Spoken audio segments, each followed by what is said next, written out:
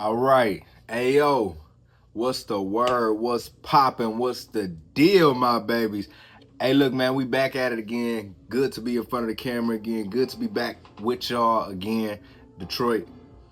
We about to get right into it, man. You know the Lions played today.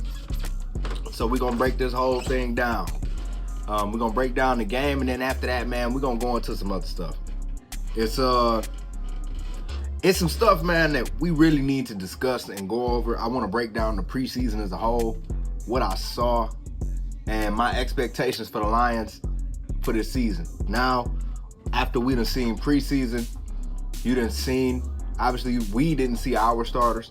However, anybody behind them, you have had an opportunity to see what they have to offer us.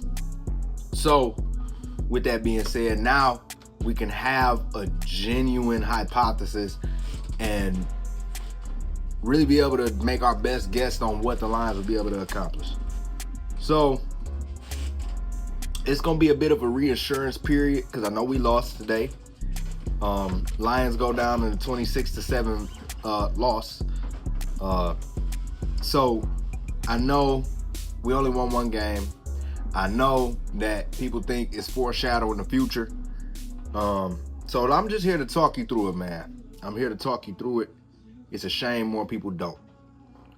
So we'll get into that, but let's start from the top, shall we?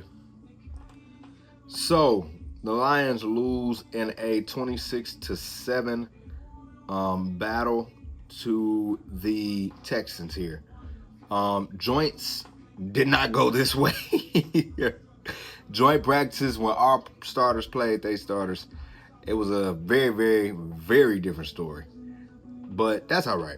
You know what I'm saying? That's what this whole thing is about. This is the whole process about. So the Lions go down. Let's start from the top, man. Kyle Allen. Detroit. Listen, man. Ain't gonna lie, man. I like to watch that boy Kyle Allen, man. I'm not gonna lie to you. Kyle Allen, 5 of 5, a perfect game. 66 yards and a touchdown. Kyle Allen, if you recall, only played a couple minutes. He made that couple minutes very efficient, very effective. The leadership I'm seeing from Kyle Allen, honestly, the throws, bump leadership. The throws I'm seeing, him and Isaac Tesla, dude, they like this. That pair could be a very problematic pair on another team. That's how much I want to give praise to Kyle Allen. Let me tell you what Kyle Allen gave me, gave us. What Kyle Allen gave us was finally, for the first time, we can look at a second string quarterback and say, man, that guy don't suck. This is the first time in I don't know how long.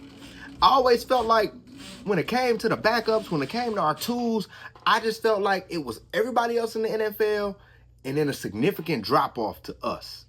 It never seemed like we was close. It never seemed like our tools, our second string, our third string quarterback could ever be in a situation where they could possibly even be somewhat as serviceable.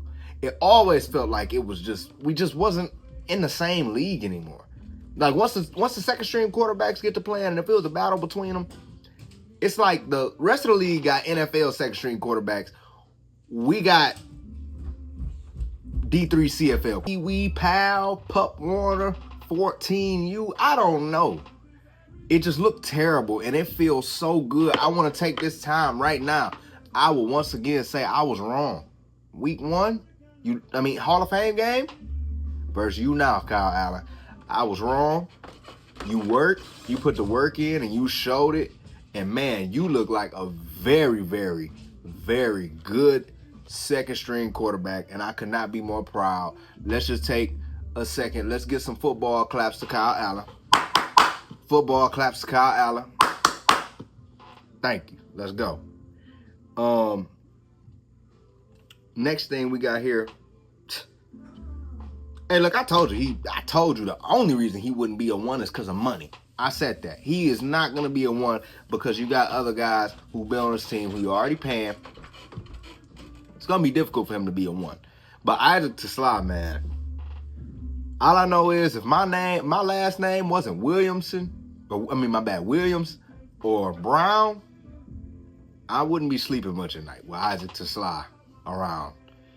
Isaac Tesla, another person, the other person on this team who was essentially perfect. Isaac Tesla, 2 targets, 2 receptions, 41 yards, a touchdown, 33 long, boom, end the story. That's it. Wrap it up. Get in, get out, get your touchdowns. Man plays like a vet. Let me tell you what I love about Isaac Tesla. He does something that I see the most elite receivers in the NFL do in any era, at any time. Only the elites can do this. The way he can utilize his body and his size in situations where the defender can prevent him from getting the ball from behind or the side, that man is so good at using his body to block out and box out the defender. It's like if he told me, boy told me he played basketball, I believe him. Because he can box out. I'm telling you. The way he can prevent you from doing anything with that ball as he's catching it and not dropping it. Oh, because he don't drop passes. He went this whole preseason. Listen, if you wanted to shoe in for the roster, baby, that's him. That's him. Man went the whole preseason. 3 games, 4 games. He played in the Hall of Fame game. 4 games. He never once did this. He never once caught the ball and let it go. He never did it. That man is special. Tim Patrick, I love you. But he coming for you. He is coming for you. No doubt about it. He's coming for you. So, shout out to Isaac Tesla. Shout out to Kyle Allen. We can, just sashay on over here to the defense right quick. Those were the 2 who, I'm going to just touch the good first. Defensively, man, Stewart, what can I say? Dude is an ex-running back, and it showed today. The first play of the game, a special teams play. Man, that dude was out of a cannon. I didn't know who was running that ball. But at the time, you couldn't convince me to think that it was a linebacker. You couldn't convince me of that. The dude took off like Gibbs. I couldn't believe my eyes, man. And on top of that, defensively, he finishes the game with 6 total tackles. So you already know he putting in work there. Another highlight. Once again, we did not end this game without a sack, a TFL, or a turnover. And we got all 3. We got 1 sack. We got 1 sack. We got 5 TFLs. And we got 1 INT, baby. So, defense. Oh, Lauren Strickland. Got to shout you out. Not sure how many games you contributed in. Haven't seen your name high up in the box score. But today, 9 tackles and a TFL. Brother, you out here working. You worked today. I don't know if you worked today. Hopefully we can get you on the practice squad or something if this is the real you. So shout out to him. Eric Hallett, he showed up today. DJ Miller, he showed up today. Trevor Nowowski, he showed up today. 9 tackles on him as well. We had some guys really show up defensively. So I know it may seem like, well, you praising offense, you praising defense. Where did it go wrong? First unit couldn't get the run game going. No unit can get the run game going. And this is our first preseason unit, by the way, not our real starters. That concerned me. It seemed like I said, you have to know how to grade these preseason games, how to grade what you saw. Was it really good or bad? Because just because it didn't end in a touchdown, just because it didn't end in a sack, doesn't mean the play was bad. Sometimes it does just come down to personnel, and that's a lot of what you've seen today. But, you know, we have to, I don't know what it is, but that push, these guys are not getting any push for these running backs to be able to do anything. I mean, you look at it, let's see, let's go to our rushers. Jacob Saylor's nine carries for 32 yards. Hendon Hooker, 1 carry for 25 yards. Craig Reynolds, 5 carries, 12 yards. And Deion Jackson, 2 carries, 3 yards. 72 yards rushing as a team. Now, not only did we let them go for more rush yards than us by having, I think they had 150 rushing yards. Not only did we do that, but we didn't put up enough rush yards on our own. We let them go for 150 yards rushing on 38 conversions. That isn't the greatest run defense. Anytime somebody put up 150 on you, you got to ask, well, how good did we really do? They went for 250 on us passing. DBs definitely was getting cooked. Definitely was getting cooked. I didn't like seeing that. That is most certainly what happened, though. Defense got cooked outside of this first group. So, man, without further ado, I really just want to get into this because I don't feel like I can make it all connect to home without explaining the preseason on you. Shame on all of these shows out here who all they do is just say it's not important, and they just write it off and say, oh, it's stupid. Well, if it was so stupid, they wouldn't do it. So let me tell you how to actually gauge the preseason. So when you gauge preseason, you have to understand what it is you're looking at. Your victories when you're watching preseason football is not in the score column. It's not there. If you're looking in the score column, you're not going to find where your team won at. You want to see this in the preseason. You want to make sure that you mainly see coaching adjustments and proper play calling. It's not about the touchdowns.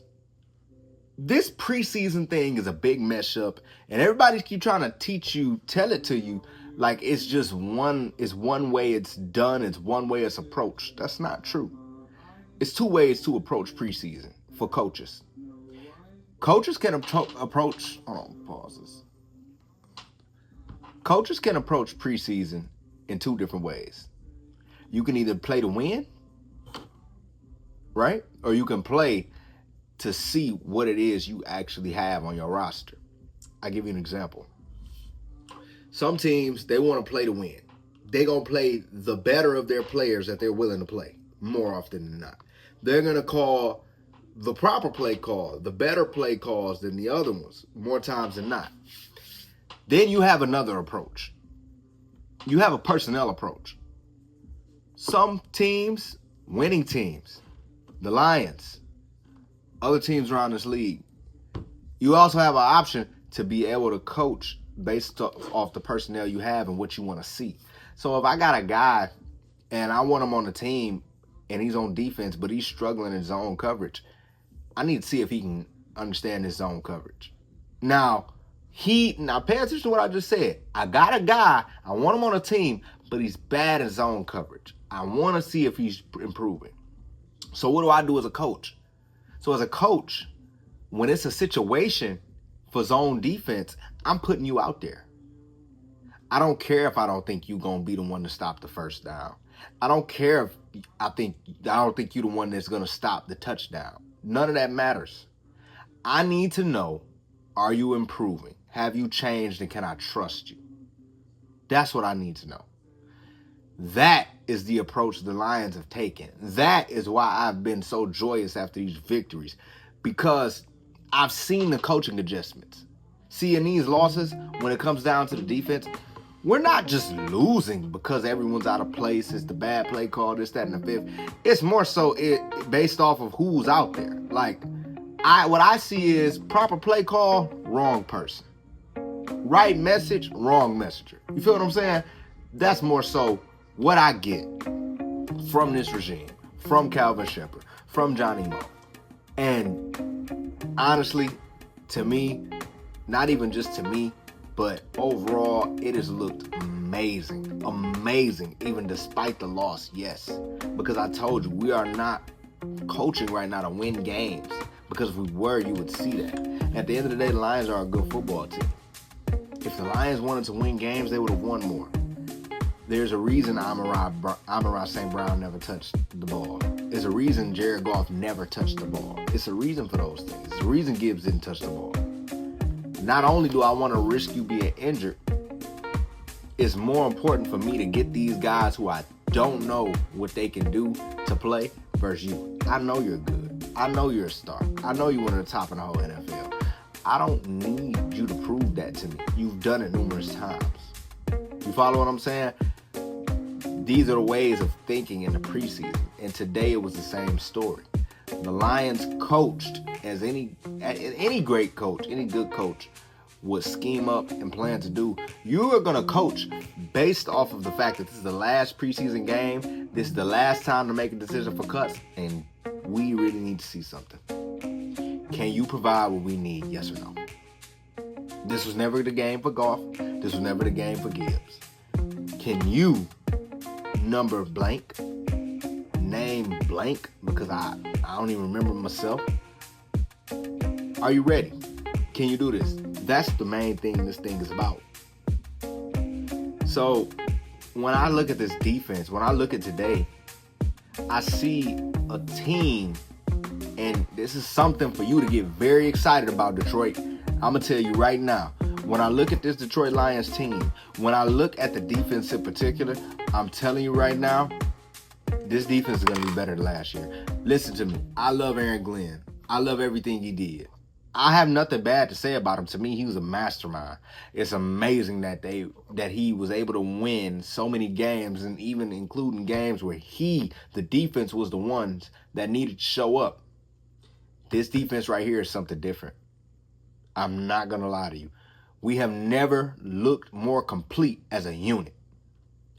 And these are guys who are never going to play again after today, because everybody's not making the roster. So if you were one of the few that made it, you're still not playing with those guys every day. It's hard to get guys that you will never get a continuous chance to build with, that's not there for the future. It's hard to get those guys to bond. It's hard to get those guys to understand each other. It's hard to develop that chemistry. However, the thing about it is that it's something that you have to see and pay attention to. We have never looked so complete. It always seemed like we were good off groups. It always seemed like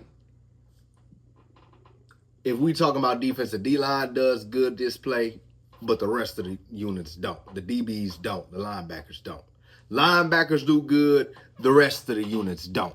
Corners and safeties do good. The rest of the units don't. But this time,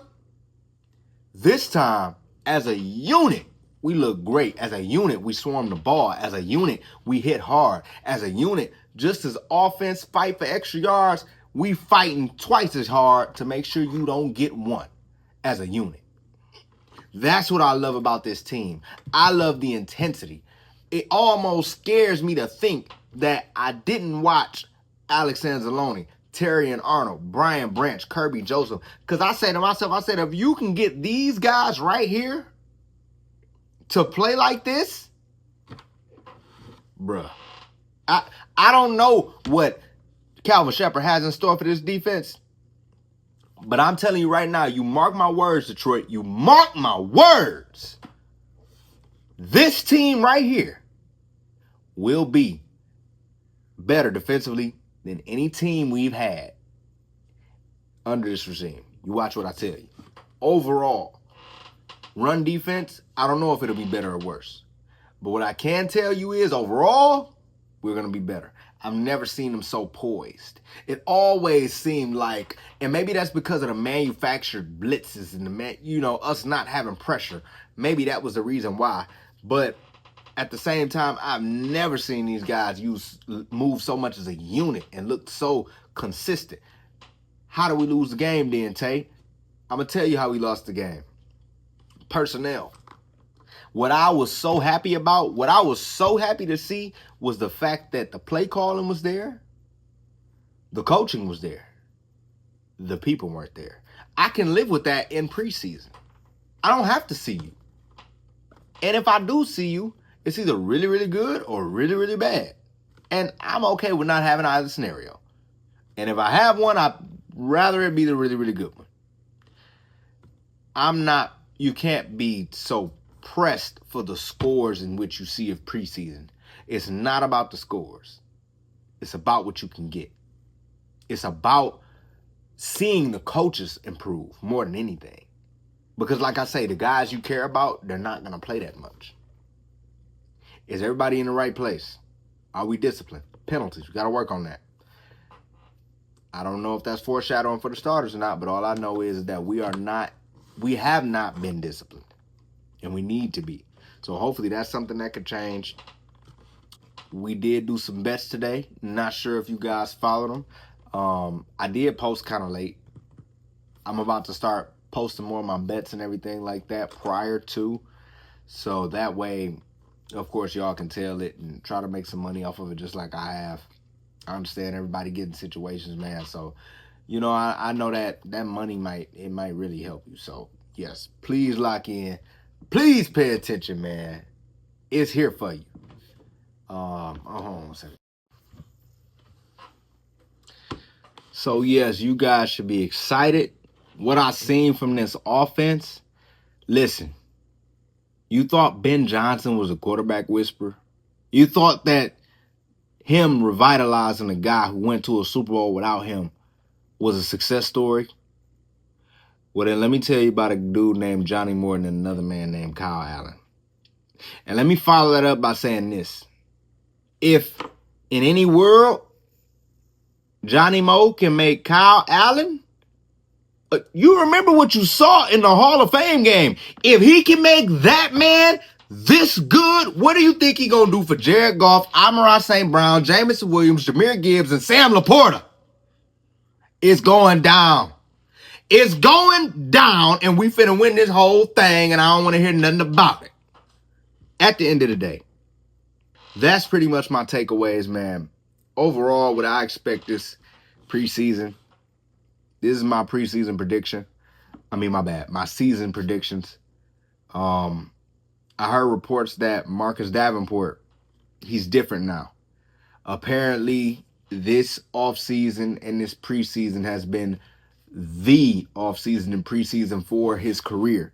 He's never had one so healthy. He's never had one where he's progressed this much and actually seemed as if, even by the league's doctors, that he would be better and that he would not have the same issue again. This is the first time you've heard this.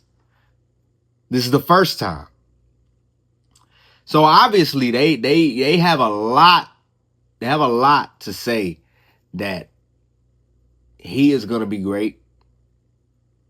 Do I believe he's going to be great? I don't know. Do I feel like not getting more depth was stupid? Yes, I do. What's my expectations? 11 to 12 wins in the regular season. I think that with this schedule, these games that we got away with last year, we're not going to be able to get away with them. I do believe that it's more towards 12. I think the Lions are going to be a lot better than what everybody else thinks. Some people around town, some people around the city got them as 10 wins, 9 wins, 11 wins. I don't think the drop-off is going to be that big. I think we right at 12, maybe 13. But I say right at 12. I think this is the year for the Lions to shock a lot of people and truly make a name for themselves. You can't say nothing else about them. First off, you can't say nothing about nobody who won a Super Bowl. Second off, with the schedule you got, you will be a revered and respected Super Bowl team. When you look back at that schedule and say, oh my God, y'all face them? I'm not gonna lie, it's some games I'm nervous about. It's some games I'm nervous about, and I can't wait to see what the Lions actually do. But we'll see. Do I think this is a Super Bowl year? The question we've all been waiting on.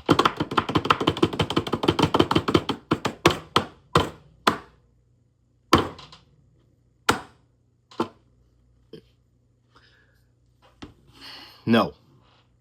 No. I don't think we have enough healthy depth. I don't think we have enough guys we can depend on as a whole, let alone as a two. I'm sorry. We don't have enough guys I feel like we can depend on as a one, let alone a two. We don't have a plethora of number one guys who are going to stay healthy. We don't have a plethora of number two guys that are going to stay healthy. And to me, it doesn't matter how you spin it, how you flip it. When that's the recipe, when that's what you're working with, I don't see that. At some point, some way, somehow, I see it flaming out. Do I want it to flame out? Absolutely not. But could I see it flaming out? I could. Do I want the Lions to win the Super Bowl? Absolutely. So let's not confuse the lines. Did I put my money on that? Hell yeah, I did. You damn right. I want them. I'm behind them. I just don't think that us not getting another edge rusher is going to help us achieve that goal. It's hard for me to believe and know what I know and sit here and pretend like it's something different than what it is. And you need depth. And, I know everybody forgot about this because Aiden got hurt. And I don't know, maybe because of the Michigan scandal. I don't know, but y'all remember the whole time Aiden was in Detroit. All we hear. He really is the best pass rusher in the league. He just needs help. Different topic. But if he just needs help, well, he's got that now. So, this is the same guy. Having just Aiden Hutchinson, the reason I say that, will it be enough? I don't know. Because he's grown since then. He's grown a lot. I love Hutch. He's grown a lot. You're not going to hurt my feelings by telling me he's the best defensive end in football. I'm not going to cry about it. I promise you. But for 2 years, everybody cried that Hutch needs help. When we start screaming that he doesn't, then we're a Super Bowl team. And the truth is that I can't fully have that answer until I can see that. I won't, unfortunately, be able to see Hutch perform until 2 weeks from now. So, I don't know. I honestly don't think I'll know until week 4, week 5. And then I can call it. But as of today, it's 2 in the air. That's all I got for y'all for now, man. I might do another video later on tonight. Really, really appreciate the support. Appreciate y'all for tapping in, man. Hope y'all have a great day. Make sure y'all check out the socials. Check out Instagram at Michigan's New Pod. TikTok coming soon. At Michigan's New Pod, of course, will be the name. And we going up from here, man. Thank y'all so much for being a part of this journey. Please stay tuned. It is more new stuff coming. We got a special segment for the ladies that'll be getting worked on this week. We got the betting stuff coming out more and more. This week, we're going to start doing a prior. And then we got, because college football is coming up too. Yeah. College football coming up too, man. So you already know we getting down on that. We're going to be talking college football. We're going to be betting college football. We're going to be talking pro football. We're going to be betting pro football. So why not talk football and get paid with Tay? Come on, man, tap in. What's wrong with you? Get paid. Talk football. I got to sell this idea to you? Come on.